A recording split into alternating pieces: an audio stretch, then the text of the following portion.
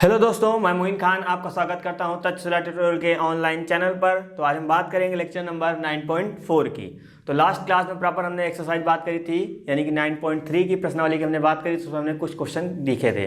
तो आज हम बात करेंगे उसके आगे क्वेश्चन। तो क्वेश्चन नंबर 6। अब यहाँ पे जितने भी क्वेश्चन आपके हैं थोड़ा सा थ्योरी बेस्ड हैं, यानी कि जो इक्वेशन आपको साफ साफ दी होती थी अब यहाँ पे आपको लैंग्वेज के फॉर्म में लिखी जाएगी। इन्हीं लैंग्वेज से आपको नॉर्मल इक्वेशन निकालनी है। उसमें आपको पता है जितने कांस्टेंट होंगे उतने ही ऑर्डर की आपकी डिफरेंशियल इक्वेशन बनेगी। ये सब चीज़ें आपको बता चुका हूँ, है ना। बस ये है कि इस लैंग्वेज से आप डिफरेंशियल इक्वेशन कैसे, यानी कि उसका जो हल है वो कैसे निकालेंगे, यानी कि आपको पता चल जाएगा ये क्या है, रेखा है कि वृत्त है कि दीर्घवृत्त है कि प्रबल है, क्या है वो आपको इस लैंग्वेज के हिसाब से आपको निकालना पड़ेगा। देन उसका आपको अवकल समीकरण निकालना पड़ेगा। ठीक है, तो चलिए देखते हैं यहाँ पे क्या लिखा हुआ। क्वेश्चन नंबर 6 लिखा हुआ वाई अक्ष को मूल बिंदु पर स्पर्श करने वाले वृत्तों के कुल का अवकल समीकरण ज्ञात कीजिए। ठीक है, अब बोला गया कोई एक वृत्त जो है, वृत्तों मतलब बहुत से वृत्त जो हैं उनका क्या, वो वाई अक्ष पर मूल बिंदु से टच कर रहे हैं। ठीक है, यहाँ पे साफ साफ लिखा क्या, वाई अक्ष को मूल बिंदु पर। थोड़ा सा आपको एग्जांपल के तौर पे मैं दिखाना चाहूँगा। जैसे आपको पता है ये क्या है, ये इतनी चीज़ यहाँ पे आपको यह वाई अक्ष होता है और इधर क्या होता है, इधर आपका ये होता है वो एक्स अक्ष होता है। अब बोला गया वाई अक्ष को टच करता हो, ये वाई अक्ष को मूल बिंदु पर। ठीक है, तो ये आपका मूल बिंदु है। देखो ये वाई अक्ष को टच कर रहा है कि नहीं कर रहा है, ये हमने नॉर्मल एक वृत्त बना दिया। दिखने में तो नहीं लग रहा है लेकिन मान लीजिएगा वृत्त है ना, तो ये वाई अक्ष पे टच कर रहा है। तो ये केंद्र क्या हो, ये आपका केंद्र हो जाएगा क्योंकि मिड में है। आपको पता है ये जो दूरी हो रही है ये आपका एक्स वाला होता है। हमने मान लिया कि ये दूरी कितनी थी, ये दूरी आपकी यहाँ पे ए थी, तो यहाँ पे केंद्र क्या हो जाएगा, ए रहेगा। और इधर यहाँ पे क्या होता है, दोनों होते हैं, एक्स कॉमा वाई भी होता है। ठीक है, यानी कि एच कॉमा के भी होता है। आपको पता है इस लाइन पे वाई कैसा रहता है, वाई आपका जीरो रहता है, तो ये जीरो हो जाएगा। यानी कितना पता चल गया कि जब वाई अक्ष को मूल बिंदु पर जब वृत्त आपका स्पर्श करता है तो केंद्र क्या होता है, ए कॉमा जीरो। ये दूरी ए हमने अपने आप से ली है, आपको लेना है बी ले लीजिए, आपको लेना है सी ले लीजिए, कुछ भी ले लीजिए। ठीक है, लेकिन अल्फाबेट में पहला जो नंबर आता है हम लोग उसी को यूज कर लेते हैं अधिकतर, है ना। तो यहाँ हमने लिया ए कॉमा जीरो। अब ये बिंदु आपको पता है जब कोई भी हम पॉइंट की बात करते हैं वहाँ पे दो लोग होते हैं, एक्स और वाई होता है। पहले एक्स लिखा जाता है बाद में वाई लिखा जाता है। तो ये जो दूरी होती है वो आपकी एक्स है, तो हमने मान लिया कि ये दूरी एक्स है। और आपको पता है इस लाइन पे वाई कैसा रहता है, वाई जीरो रहता है। ठीक है, तो इसी तरह आप उम्मीद करें आप समझ गए होंगे, है ना। तो अभी हम पर्टिकुलर, आपको केंद्र भी पता है, इसकी इस वृत्त की रेडियस भी पता है। तो मैं जैसे इसका समीकरण निकालूं क्या निकल के आएगा, एक्स माइनस एच का होल स्क्वायर। एच यहाँ पे क्या है, ए है, तो यहाँ पे ए आ जाएगा, प्लस का y माइनस बी है। ठीक है, y माइनस के है, के की जगह क्या है जीरो, तो यहाँ पे जीरो आ जाएगा, जीरो का स्क्वायर हो जाएगा is equal to r square. R की जगह क्या है, ए है रेडियस, तो ए स्क्वायर हो जाएगा। जिसको थोड़ा सॉल्व करेंगे कितना आ जाएगा, एक्स माइनस ए का होल स्क्वायर प्लस का y square is equal to a square. तो यहाँ से ये साफ साफ निकल के आए, जो इक्वेशन निकल के आए है, जो लैंग्वेज यहाँ दे रखी थी उसी के हिसाब से हमने यहाँ पे इक्वेशन निकाली है। तो इसी तरह आपको सारे क्वेश्चन में काम करना है। ठीक है, तो ये क्वेश्चन थोड़ा सा टिपिकल था, लेकिन अभी जो आगे क्वेश्चन आएंगे वो बहुत आसान होंगे, आप देखते ही पता चल जाएंगे। बस आपको माइंड में क्या रखना है, जो आपको 11th क्लास में पढ़ाया गया था 3D में। ठीक है, तो शंकु परिच्छेद में थोड़ा बहुत पढ़ाया गया था, तो आपको माइंड रखना है कि हाँ किस चीज़ की यहाँ बात कर रहा है। और 3D में आपको बताया गया कि एक्स अक्ष क्या होता है, वाई अक्ष क्या होता है, सब कुछ बताया गया है ना। तो सब चीज़ें थोड़ी सी माइंड में रखेंगे, चीज़ें क्लियर होंगी। अगर नहीं भी है कोई दिक्कत की बात नहीं, हम सब कुछ करेंगे, अच्छे समझ जाएंगे। ठीक है, तो यहाँ से यहाँ पर क्या निकला, वाई अक्ष को मूल बिंदु पर स्पर्श करने वाले वृत्तों का कुल का। अब ये लाइन तो आपको समझ में नहीं आ रही, वृत्तों के कुल का मतलब यहाँ समझिएगा, ये जो ए होता है, मैंने लिया यहाँ पे आर्बिट्री कांस्टेंट लिया है। आर्बिट्री कांस्टेंट क्या होता है, वो आपका लगातार कभी कभी बदलता रहता है। ठीक है, अब आपने यहाँ पे डिस्टेंस ए मानी 1 मानी, तो ये इस तरह सर्कल बना। अभी आप 2 मान लेंगे तो रेडियस आपकी चेंज हो जाएगी। जब रेडियस चेंज हो जाएगी तो वृत्त का जो आपका साइज होता है वो भी चेंज हो जाएगा। ठीक है, तो ए क्या है आपका आर्बिट्री कांस्टेंट है, वो आपका चेंज होता रहता है। इसी वजह से यहाँ पे बहुत से वृत्त बनेंगे, बहुत से जब वृत्त बनेंगे तो उसी के अकॉर्डिंग आपके समीकरण बनेंगे। तो हमको प्रॉपर एक ही चीज़ यहाँ पे निकालनी है। तो उम्मीद करें मेरी बात समझ आई होगी। ठीक है, तो थोड़ा सा यहाँ पे हम लैंग्वेज के फॉर्म में चीज़ें लिखेंगे। ठीक है, तो प्रॉपर हमने यहाँ पे ये लैंग्वेज के फॉर्म में लिखा। ठीक है, आपको यहाँ पे डायग्राम बनाने की कोई ज़रूरत नहीं, लेकिन आप बना लेंगे ज़्यादा बेटर भी रहेगा, वरना बनाए नहीं बनाएंगे कोई दिक्कत की बात नहीं है। ठीक है, तो यहाँ क्या लिखा है, यहाँ लिखा है हम जानते हैं कि वाई अक्ष को मूल बिंदु पर स्पर्श करने वाले वृत्त का केंद्र कहाँ होगा, एक्स अक्ष पे होगा, जो कि आपका बनाया गया एक्स अक्ष पर। ठीक है, तो माना ए कॉमा जीरो क्या होगा, वृत्त का केंद्र होगा, क्योंकि ये डिस्टेंस आपकी ए मानी है, तो यहाँ पे केंद्र क्या हो जाएगा, ए कॉमा जीरो हो जाएगा, तथा ए वृत्त की त्रिज्या है, तब समीकरण क्या होगा आपका, ये चीज हो जाएगी। तो नॉर्मल क्या करेंगे, अब इसको हमको सॉल्व करना है। अब आपके पास आपको पता चल गया यहाँ पे वृत्त का समीकरण मिल गया। अब इसका हमको क्या चाहिए, हमको डिफरेंशियल इक्वेशन चाहिए, यानी कि अवकल समीकरण इसका चाहिए। तो अवकल समीकरण निकालने के लिए क्या करना पड़ेगा, आपको देखिए यहाँ पे एक कांस्टेंट आपका आया है, ठीक है, एक कांस्टेंट, इसका मतलब इसका जो भी होगा डिफरेंशिएशन वो आपका एक ही बार होगा और बार बार करने की कोई जरूरत नहीं, क्योंकि एक कांस्टेंट है यानी कि एक बार डिफरेंशिएशन हो जाएगा। तो यहाँ पे इसको थोड़ा सा पहले हम ओपन कर लेते हैं। यहाँ पे लगाएंगे a माइनस बी का होल स्क्वायर, तो एक्स स्क्वायर प्लस का ए स्क्वायर माइनस का आ जाएगा कितना 2ax प्लस का वाई स्क्वायर इक्वल टू कितना आ जाएगा ए स्क्वायर आ जाएगा। ये आपका ए स्क्वायर से ए स्क्वायर क्या हो जाएगा कैंसिल, तो यहाँ पे आ जाएगा एक्स स्क्वायर प्लस का वाई स्क्वायर। अब इसको हम उधर भेज देंगे कितना आ जाएगा 2ax आ जाएगा। ठीक है, तो ये कहानी उम्मीद करते समझ आई होगी। तो यहाँ पे देखिए ये प्रॉपर क्या हो जाएगा इक्वेशन, इसको हम लोग फर्स्ट बना दे रहे हैं। अब ये चीज़ नॉर्मल, क्योंकि यहाँ पे थोड़ा सा डिफरेंशिएशन करना थोड़ा आसान होता है, इसी वजह से हमने यहाँ पे ये लिया। अब यहाँ पे क्या करेंगे, नॉर्मल हम डिफरेंशिएशन करेंगे, तो यहाँ लिख देते हैं क्या, डिफरेंशिएशन विद रिस्पेक्ट टू कितना हो जाएगा आपका, हो जाएगा 2x हो जाएगा और इधर हो जाएगा 2y, 2x, x को वापस करेंगे 1, 2y, फिर वापस करेंगे y डैश आ जाएगा और यहाँ पे आएगा कितना 2x का 1 हो जाएगा, 2a कांस्टेंट बाहर निकालें, x का हो जाएगा 1। यहाँ देखिए यहाँ भी 2, यहाँ भी 2, यहाँ भी 2, तो 2 बाहर निकालेंगे कितना हो जाएगा x प्लस का y dash is equal to a। ठीक है, ये क्या हो जाएगा, समीकरण आपकी हो जाएगी 2 हो जाएगी।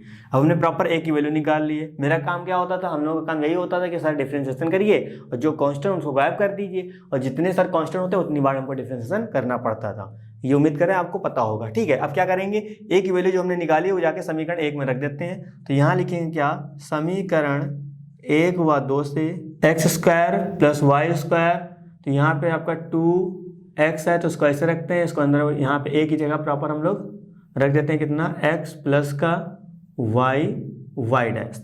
ठीक है, कितना आ जाएगा एक्स स्क्वायर प्लस का वाई स्क्वायर बराबर, इसका अंदर मल्टीप्लाई करेंगे कितना आ जाएगा 2x स्क्वायर प्लस का 2x y डैश। ठीक है, एक्स स्क्वायर उधर भेज देते हैं, यहाँ से कैंसिल आउट हो जाएगा, तो यहाँ आपका आ जाएगा y square equal to 2x square minus का एक्स स्क्वायर, यहाँ पे हो जाएगा 2xy डैश हो जाएगा।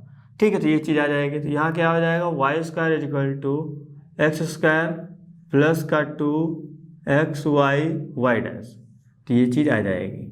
तो ये क्या हो जाएगा, ये आपका आंसर हो जाएगा, यानी कि अवकल समीकरण हो जाएगा। तो उम्मीद कर रहे हैं मेरी बात आपको बिल्कुल समझ आई होगी। ठीक है, तो इस तरह क्वेश्चन हम कई बार कर चुके हैं, बस यहाँ पे क्या है लैंग्वेज के फॉर्म में दे रखा है, लैंग्वेज से हमको इक्वेशन बनानी है, इक्वेशन से आपको डिफरेंशियल इक्वेशन निकालनी है। चलिए हम बात करते हैं नेक्स्ट क्वेश्चन की। क्वेश्चन नंबर आपका 7 लिखा है क्या, ऐसे परवलों के कुल का अवकल समीकरण निर्मित कीजिए जिनका शीर्ष मूल बिंदु पर, जिनका अक्ष धनात्मक y अक्ष की दिशा में है। ठीक है, तो अब उम्मीद करते हैं आपको समझ में आ गया होगा। अब बोला गया परवलय का अक्ष क्या है, y अक्ष की धनात्मक में है, यानी कि y कैसा है, y आपका पॉजिटिव है, और y आपका सिंगल यानी कि y सिर्फ बोला गया, y स्क्वायर नहीं बोला गया, y आपका बोला गया पॉजिटिव है। इसका मतलब क्या हुआ, x square equal to 4ay, ये आपका परवलय होता था, जो कि आपका तीसरा परवलय होता था। तो यहाँ पे थोड़ा सा हम आपको डायग्राम बनाएंगे, लेकिन आपको मेंशन नहीं करना है। ठीक है, मेंशन कर लेंगे तब भी ठीक है, अच्छा बन जाए तो मेंशन कर लीजिएगा, ना बने तो ना मेंशन करिएगा, है ना। यहाँ पे जैसे नॉर्मल हम इस तरह बनाते हैं इसको, ये आपको समझाने के लिए बस, है ना। ये परवलय क्या होता था, ये आपका तीसरा परवलय यानी क्या होता था, माफ करिएगा यहाँ पे एक्स स्क्वायर होता था इक्वल टू 4ay। ठीक है, देखो y पॉजिटिव है यानी कि y अक्ष की धनात्मक दिशा में, अभी ऋणात्मक दिशा करता तो यहाँ पे आता, बस यहाँ पे माइनस लग जाता। तो सब चीज़ें उम्मीद करते समझ में आया होगा। तो यहाँ लिखेंगे क्या, हम जानते हैं कि x square equal to 4ay, ये क्या हो जाएगा समीकरण आपका 1 हो जाएगा। अब ये क्या चीज़ है, ये यही चीज़ है जो यहाँ पे क्वेश्चन में लिखा है, तो प्रॉपर हम इसी को यहाँ पे लिख देते हैं क्या, ऐसे परवलयों के कुल का समीकरण है जिनका शीर्ष मूल बिंदु तथा अक्ष धनात्मक y की दिशा में है। चीज हमने लिख दी। अब क्या करना है, अब नॉर्मल आपको पता है ये इक्वेशन आ गई, बस जहाँ पे जो a दे रखा है इस a को हमको क्या करना है, गायब करना है। तो नॉर्मल वही वाला काम करेंगे। क्या करना पड़ेगा, एक बार डिफरेंशिएशन आपको यहाँ पे करना पड़ेगा। अब एक बार डिफरेंशिएशन आप कई तरीके से कर सकते हैं। ठीक है, देखो अब चाहे नॉर्मल आप ये अलग लगा लो मेथड, या इसको क्या करेंगे, यहाँ लिखेंगे क्या, समीकरण 1 से स्क्वायर इक्वल टू यहाँ पे हो जाएगा y और यहाँ पे जाएगा कितना 4a हो जाएगा। 4a आपको पता है, अभी जो चीज़ कोई कांस्टेंट अकेली होती है उसका करते हैं डिफरेंशिएशन क्या होता है, वो 0 हो जाता है। तो वही काम यहाँ करना है। अब यहाँ क्या लगाएंगे, डिफरेंशिएशन करेंगे तो यहाँ लग जाएगी आपकी भाग विधि। तो जब यहाँ लगाएंगे कितना, y कितना हो जाएगा, आपका हो जाएगा y स्क्वायर हो जाएगा। तो ये आपको ऊपर आ जाएगा, यहाँ पे हो जाएगा d/dx स्क्वायर, माइनस लगाएंगे एक्स स्क्वायर और वाई का करेंगे वापस कितना आ जाएगा, ये आपको हो जाएगा वाई डैश हो जाएगा, और इधर क्या हो जाएगा, इधर हो जाएगा 0, और ये चीज़ उधर जाएगी वो भी आपकी हो जाएगी कितनी 0 हो जाएगी। तो यहाँ बचेगा कितना, यहाँ बचेगा वाई, और ये हो जाएगा 2x हो जाएगा, और यहाँ चल रहा है कितना एक्स स्क्वायर वाई डैश। अब देखिए यहाँ भी x है, यहाँ भी x, तो x हमने क्या करिए कॉमन कर लिया, तो यहाँ कितना बचा, यहाँ बचा 2y माइनस का x वाई डैश बचा इक्वल टू आ गया 0। ठीक है, तो यहाँ पे एक चीज़ और कर सकते हैं, यहाँ माइनस का x कॉमन लेंगे तो ये आपका हो जाएगा निगेटिव, ये हो जाएगा पॉजिटिव। अब ये काम क्यों किया, क्योंकि यहाँ वाई डैश आया है तो वाई डैश को तो भैया पॉजिटिव बनाना पड़ेगा ही पड़ेगा, है ना, क्योंकि जब यही एक ऑर्डर की डिफरेंशियल इक्वेशन है उसको भी हम नेगेटिव बना देंगे तो दिखने में खराब लगेगा, इसी वजह से इसको क्या कर देंगे पॉजिटिव बना देंगे, और ये आपका तो निगेटिव हो जाएगा, तो यहाँ पे आ जाएगा 0। तो क्या हो जाएगी, यही आपकी इस पैराबोला की डिफरेंशियल इक्वेशन होगी। इसको करने के कई तरीके हैं, बात समझिएगा, ठीक है, इसको कई तरीके होते हैं। नॉर्मल क्या करेंगे, नॉर्मल जब आप यहाँ पे डिफरेंशिएशन करेंगे तो फर्स्ट और जो भी डिफरेंशिएशन करने के बाद जो इक्वेशन आएगी दोनों को डिवाइड कर देंगे, तब भी आपका एलिमिनेट हो जाएगा ए, तो आराम से चीज़ें बन जाएगी, आएगा लेकिन यही। ठीक है, तो उम्मीद करें मेरी बात आप बिल्कुल अच्छे समझ गए होंगे। तो इस लैंग्वेज का बस यही खेल है कि आपको एक प्रॉपर इक्वेशन बनानी पड़ेगी, इस इक्वेशन को कैसे सॉल्व करना है वो आपको लास्ट लेक्चर में बताया गया, उसी यहाँ पे आपको सॉल्व कर लेना। चलिए हम बात करते हैं नेक्स्ट क्वेश्चन की। तो क्वेश्चन नंबर आपका 8 लिखा है क्या, ऐसे दीर्घवृत्तों के कुल अवकल समीकरण ज्ञात कीजिए जिसकी नाभियां y अक्ष पर हैं तथा जिनका केंद्र मूल बिंदु है। ठीक है, तो आपको पता है दीर्घवृत्त नॉर्मली जो हमने अभी सीखे हैं, जो आपको चैप्टर नंबर 8 में जो मैंने प्रॉपर आपको दीर्घवृत्त को बताए थे उनका मैंने आपको कल डायग्राम बताया था कौन सी चीज़ कैसे बनती है। ठीक है, तो यहाँ बात क्या बोली गई जो नाभियाँ हैं वो आपकी क्या वाई अक्ष पे हैं, तो वाई अक्ष आपको पता है यहाँ पे क्या होती है, एक्स अक्ष वाई अक्ष आप बहुत अच्छे जानते हैं, ये आपकी एक्स अक्ष हो गई, ये आपकी वाई अक्ष हो गई। ठीक है, तो ये आपकी वाई अक्ष। नाभियाँ मतलब क्या होती है, जब दीर्घवृत्त बनता है तो एक यहाँ पे होती है एक यहाँ पे होती है, तो यानी कि जब इस तरह आपका दीर्घवृत्त बनता है तभी नाभियाँ आपकी वाई अक्ष पे बनती हैं, अदरवाइज जब इस तरह का बनता है तो नाभियाँ आपकी एक्स अक्ष पे बनती हैं। यानी कि यहाँ पे हमको आपको ऐसे समझा रहे हैं बस, है ना, अच्छे से बना नहीं रहे इसलिए ख़राब बना हुआ है, वरना मेरी आर्ट बहुत अच्छी है। चलिए यहाँ पे देखिए, तो ये आपको पता है जब इसका हम निकालते हैं तो इक्वेशन सर दोनों की तो सेम होती है, आपने बताया था, बिल्कुल सही पहचाना आपने, इक्वेशन दोनों की बेटा सेम होती है, बस थोड़ा सा कंडीशन में फ़र्क होता है। कंडीशन फ़र्क क्या है, जब ए स्क्वायर आपका छोटा होगा बी स्क्वायर से, यानी कि बी स्क्वायर आपका बड़ा होगा इस वाले केस में, और जब दीर्घवृत्त आपका इसमें बनता है तो ए स्क्वायर आपका वहाँ बड़ा होता है। तो यहाँ पे हम लोग केवल ये इक्वेशन तो दोनों के सेम यूज करेंगे, बस कंडीशन केवल आपकी ये होती है, लेकिन जो बोला गया उसके बिहाफ पे आपको तो बताना ही पड़ेगा। तो यहाँ लिखेंगे क्या, हम जानते हैं कि x square upon a square plus का y square upon b square equal to कितना हो जाएगा 1 हो जाएगा, जो कि क्या हो जाएगा, जो कि आपका समीकरण 1 हो जाएगा। अब ये क्या चीज़ है यहाँ लिखना पड़ेगा, यहाँ लिखेंगे क्या, ऐसे दीर्घवृत्तों के कुल का अवकल समीकरण, ये सब चीज़ें आपको लिखनी पड़ेंगी। ठीक है, अभी हमने लास्ट क्वेश्चन में भी यहाँ काम किया था, है ना, जो क्या लिखा हुआ जो क्वेश्चन में वही हमने यहाँ पे अरेंज कर दिया, बात समझ रहे हैं ना। ठीक है, अब क्या करेंगे, नॉर्मल आपको समीकरण 1 को आपको डिफ्रेंसिएशन करना पड़ेगा, तो यहाँ लिखेंगे क्या, समीकरण 1 में x के सापेक्ष अवकलन करने पर, जब यहाँ पे अवकलन करेंगे कितना हो जाएगा, ये आपका 1/a स्क्वायर तो आपको बाहर आ जाएगा, यहाँ पे आ जाएगा कितना 2x हो जाएगा, प्लस का 1/b स्क्वायर बाहर आ जाएगा, ये आपको हो जाएगा 2y हो जाएगा। ठीक है, वापस हम y का करेंगे कितना आ जाएगा, y डैश आ जाएगा, यहाँ पे x किया यहाँ पे 1 हो गया इसलिए आगे बढ़े नहीं, है ना, तो इसका हो जाएगा आपका 0 हो जाएगा। तो यहाँ पे क्या चीज़ें बनी, ये हम उधर भेज सकते हैं इसको आराम से। तो पहले क्या करें, भेजने से पहले यहाँ पे 2 कॉमन ले लेते हैं, तो यहाँ बनेगा x upon a square plus का वाई डैश अपॉन कितना हो जाएगा बी स्क्वायर इक्वल टू 0। ठीक है, तो ये चीज़ उधर जाएगी, ये भी आपकी 0 हो जाएगी, तो यहाँ आ जाएगा x square upon a square. ठीक, ये जाएगा उधर 0 हो जाएगा, उसको कोई दिक्कत नहीं। अब क्या करें, इस चीज़ को या तो उधर भेज दो या चलो अच्छा इसको पहले साथ में लिख लेते हैं उसके बाद काम करते हैं ना। यहाँ पे आ जाएगा वाई डैश अपॉन यहाँ पे आ जाएगा बी स्क्वायर इक्वल टू 0, क्योंकि आपको पता है जब ए और बी को गायब करना पड़ेगा कहीं ना कहीं ए और बी को आपको अकेला करना पड़ेगा। तो हमने क्या किया, y dash upon b square, इसको हमने ऐसे रखा, इस चीज़ को उधर भेजा तो माइनस का आपका हो जाएगा ये चीज़ आ जाएगी, तो x को हम लोग नीचे भेज देंगे तो वाई डैश अपॉन यहाँ पे x आ जाएगा, ये उधर जाएगा B square upon a square. देखो ए और बी जो है आपके अकेले हैं और कांस्टेंट है, आपको पता है जब कोई चीज़ अकेली होती है कांस्टेंट होता है उसका क्या होता है डिफरेंशिएशन आपका 0 हो जाता है। तो नॉर्मल क्या होगा, ये आपका 0 हो जाएगा और यहाँ लग जाएगी कौन सी भाग विधि लग जाएगी, तो हमें आपको यहाँ पे ये चीज़ इरेज करनी पड़ेगी, देन हम आगे बात करते हैं। यहाँ पे लिखना पड़ेगा क्या, x के सापेक्ष अवकलन करने पर, या आप इंग्लिश में लिख सकते हैं differentiation with respect to x. यहाँ तो लगेगी भाग विधि, और भाग विधि क्या होती है, जो आपका हर होता है हम लोग उसका स्क्वायर करते हैं, हर वाले को ऐसे लिखते हैं, यहाँ पे आता है कितना dy/dx, यहाँ पे कितना है y डैश है उसको ऐसे रखते हैं, माइनस लगाया y डैश और dy/dx करेंगे इसका x का करेंगे तो यहाँ पे x आ जाएगा, और आपको पता है इधर वाले क्या हो जाएगा, इधर वाले का आपका 0 हो जाएगा, जो कि हम यहाँ पे 0 रख देते हैं। तो यहाँ पे देखिएगा थोड़ा उसका यहाँ पे पार्टीशन कर देते हैं, ज़्यादा बेटर रहेगा। यहाँ देखिए x आया ऐसे लिखा जाएगा, यहाँ पे तो गुणन विधि लगेगी, तो y को हम बाहर निकालेंगे, y डैश का वापस दोबारा करेंगे, क्या हो जाएगा y डबल डैश हो जाएगा, प्लस लगाया, इस बार y डैश को बाहर निकालेंगे, y का फिर से करेंगे कितना आ जाएगा y डैश आ जाएगा, माइनस y डैश, x का हो जाएगा कितना 1 हो जाएगा। अब देखिए यहाँ पे इसको हम लोग इधर भेज देंगे तो 0 के इक्वल सब 0 हो जाएगा, है ना। तो अंदर इसका मल्टीप्लाई करते हैं, x y double dash x y dash का स्क्वायर हो जाएगा क्योंकि 2 लोग हैं, है ना, माइनस का y डैश हो जाएगा इक्वल टू 0। यही क्या हो जाएगी, यही आपकी अभीष्ट अवकल समीकरण होगी। तो उम्मीद करें मेरी बात समझ आई होगी, यानी कि जो दीर्घवृत्त है, अब दोनों दीर्घवृत्त की आपकी सेम यही इक्वेशन आएगी, चाहे आपका x अक्ष पे बना लो चाहे आप y अक्ष पे बना लो, क्योंकि इक्वेशन आपकी दोनों क्या है, दोनों में सेम ही है। बात समझ रहे हैं, इसी तरह आपको चीज़ें करनी है। तो उम्मीद करें मेरी बात बिल्कुल अच्छे समझ आई होगी। चलिए अब हम बात करते हैं नेक्स्ट क्वेश्चन की। तो क्वेश्चन नंबर आपका 9 लिखा है, ऐसे अतिपरिवलयों के कुल का अवकल समीकरण ज्ञात कीजिए जिनकी नाभियां x अक्ष पर हैं तथा जिनका केंद्र मूल बिंदु है। ठीक है, अब अतिपरिवलय आपको बना के यहाँ पे दिखा दूँ, बोला कि नाभियां कहाँ पे x अक्ष की बात कर रहा, तो आपका अतिपरिवलय इस तरह बनता है। ठीक है, आपने 11th क्लास में पढ़ा होगा, तो आपकी जो नाभियां होती हैं वो एक यहाँ पे होती हैं एंड एक आपकी यहाँ पे होती है। देखो x अक्ष पे नाभियां हो गई, और जो इसका अवकल समीकरण होगा दोनों का अलग अलग होता है, तो यहाँ पे x² माइनस का y² upon b² equal to 1। X अक्ष वाला ये होता है, ठीक है, y अक्ष वाला जो होता है वो साइन चेंज हो जाता है थोड़ा सा।